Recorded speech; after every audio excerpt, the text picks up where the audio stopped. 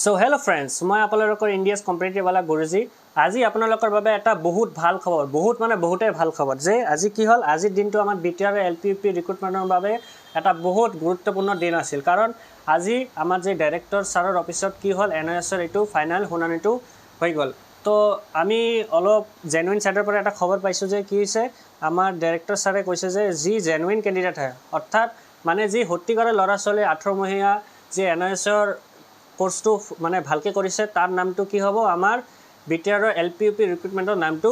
আহিব তো খবৰটো শুনি আপোনালোকৰ মনত কিবা ভালেই লাগি আছে মই ভাবিছো যে এনএছৰ মানে হত্তিকাৰে লৰা চলে হিয়তৰ মনত কি হ'ব এটা ভাল আশা যোগান দিছে ঠিক আছে আৰু যি ফেক হয় অলৰেডি হি ফেক হ'বই তো হিয়তৰ কাৰণে অলপ বেয়া খবৰ সো আমি এটা আলোচনা কৰিম যে এনএছ টো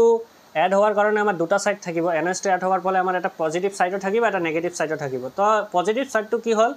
যি মানে জেনুইন লৰাছৰি জীৱন জৰি চিন্তা কৰি কষ্ট কৰি টেট কোৱালিফাই কৰিছে তেওঁলোকৰ বাবে এটা হোনালি সুযোগ কৰি দিছে আমাৰ বিটিআৰৰ গভৰ্ণমেন্ট আৰু যি আমাৰ নেগেটিভটো এটা কি হল মানে যি লৰাছৱালিৰ অলপ মানে কাট অফ কম আছে বা মাৰ্কটো কম আছে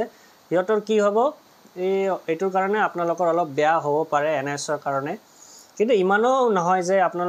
আপোনালোকে ভাল মাৰ্ক থাকিলে আপোনালোকে হসাকে পাই যাব তো ইমান ইতনা চিন্তা কৰিব না লাগে সো আৰু মানে এইটো আপোনালোকে বুজি পালে যে এনএছ কাৰণে আমাৰ কি আছে পজিটিভ আৰু এটা নেগেটিভ সাইড দুটাই আমি ডিসকাস কৰি দিলো এতিয়া হল যে সকলে প্ৰশ্নটো হৰি আছে স্যাৰ ৰিজাল্টটো কেতিয়া আহিব সো फ्रेंड्स বেছি আৰু চিন্তা কৰিব না লাগে কাৰণ আমাৰ ৰিজাল্টটো আজি 12টাৰ ভিতৰত বা কি হ'ব অহা 2 দিনৰ ভিতৰত আমাৰ এটো প্ৰকাশ পাব আপোনালোকে খালি গভৰ্ণমেন্টৰ সাইটটো চাই থাকিব মানে যি কোনো মুহূৰ্তত আমাৰ ৰিজাল্টটো আহি পৰিব ঠিক আছে সো फ्रेंड्स আমি সদায় জেনুইন খবৰ শেয়াৰ কৰো আপোনালোকৰ বাবে আমি হয় সত্যতা ভিত্তিক কি কৰো আপডেট দি থাকো হে আপোনালোকে মোৰ চেনেলটো সাবস্ক্ৰাইব কৰিব আৰু ভাল লাগিলে আমাৰ চেনেলটো লাইক কৰিব শেয়াৰ কৰিব আৰু কমেন্ট কৰি দিব আপোনালোকৰ মতামত কমেন্ট বক্সত জনাব কাৰণ আপোনালোকৰ প্ৰতিটো কমেন্ট আমাৰ চেনেলৰ শক্তি সো ষ্টে फ्रेंड्स বড় খবৰ এতিয়া আহিব আৰু